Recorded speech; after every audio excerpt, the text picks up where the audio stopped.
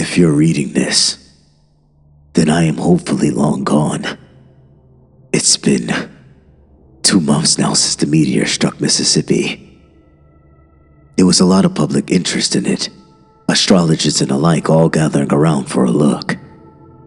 They took samples of the rock and shipped them all over the world to museums in every country. Hell, I almost made the trip to have a look myself, but I had an interview with a potential employer. If he hadn't called me up the previous day, I'd be dead now.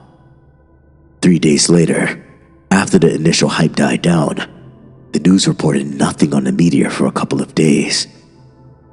The next thing I heard about it was when I got home from the pub and turned on the late night news. I was just in time to catch a breaking news article. The worried-looking reporter informed me that almost everyone who had been in the vicinity of Mississippi when the meteor went down had been hospitalized.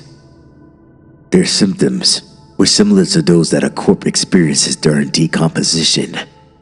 10 people had already died, mostly the elderly and the very young. Scientists and geneticists from all over the globe were working frantically to try and find a cure. Being smarter than the average bear, I gathered some supplies and prepared for an epidemic. Years of being paranoid beyond reason was finally about to pay off. The news the next day had a lighter tone. A Chinese scientist had worked out that the meteor had contained an alien strain of bacteria that slowly broke down flesh tissue. The scientist also remarked that the bacteria were only affecting humans. He had also worked out that if a victim consumed a living being, such as an insect, it would delay the progression of the bacteria, giving the scientists more time to figure out a permanent cure. Anyone who thought they may have contracted the infection was to eat as many living creatures as they could. The reporter also explained that the US Army was attempting to contain the infection. They failed. Anyone who has seen Stephen King's book, The Stand, will have an idea of how the bacteria made its way around the world. It passed through the air, but to catch it, you had to be near someone infected. Because the symptoms took between 3 to 5 days to kick in, people didn't realize that they were infected. In a week, Victor Summer's disease, as it had been named, was global. I had barricaded myself in my house with towels and blankets stuffed in every crack. I had the TV tuned to the news all day and night. The scientists had not predicted that the bacteria would adapt to the infected people's efforts at trying to keep it at bay. Victims all over the world were claiming that the insects were no longer working. People were starting to catch small mammals and eat them. As the days went by, people were slowly eating larger and larger animals. The first reported case of cannibalism was, ironically, the last broadcast made. The anchorman's hair was falling out and he was missing 3 teeth. He nervously told America that there had been reported cases of cannibalism in Southern Europe. He also said that there would be no further broadcast. All survivors were to lock themselves in their house and not let anyone in.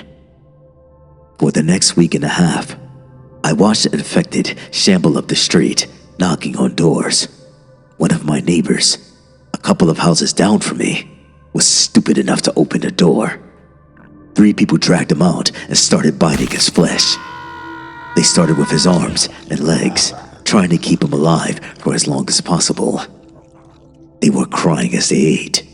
Their meal was shrieking in pain, and the 3 people eating him were apologizing furiously through mouthfuls of his arm. I don't think they were able to control themselves. It looked more like they were disgusted by what they had to do to stay alive. They tried to break into my house 5 or 6 days later, but my barricades held. They were outside, begging me to let them in. Just 1 bite, please. Be generous. I listened to their pleading all night, too scared to sleep. I suppose I should explain why I'm writing this. I'm infected. Yesterday I coughed and lost a canine. I spent the night pulling out my teeth, easing them out one by one. It didn't hurt. They just slid out, like pulling up carrots. Anyway, as I was saying, I'm infected. The bugs have stopped working, and all the wild animals have long since run away. I have decided to lure someone into my house and attack them. It sounds so wrong writing that out, but I don't want to die, and I'm so hungry. I'm sorry. I'm so sorry.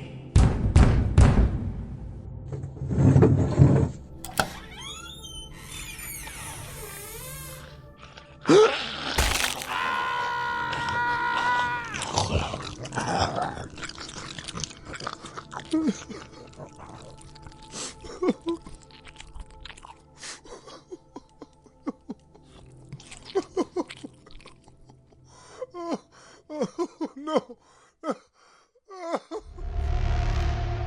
This concludes our story. Thank you for listening. I hope you enjoyed the content. Please like, comment, and subscribe, and I'll see you in the next video. Bye.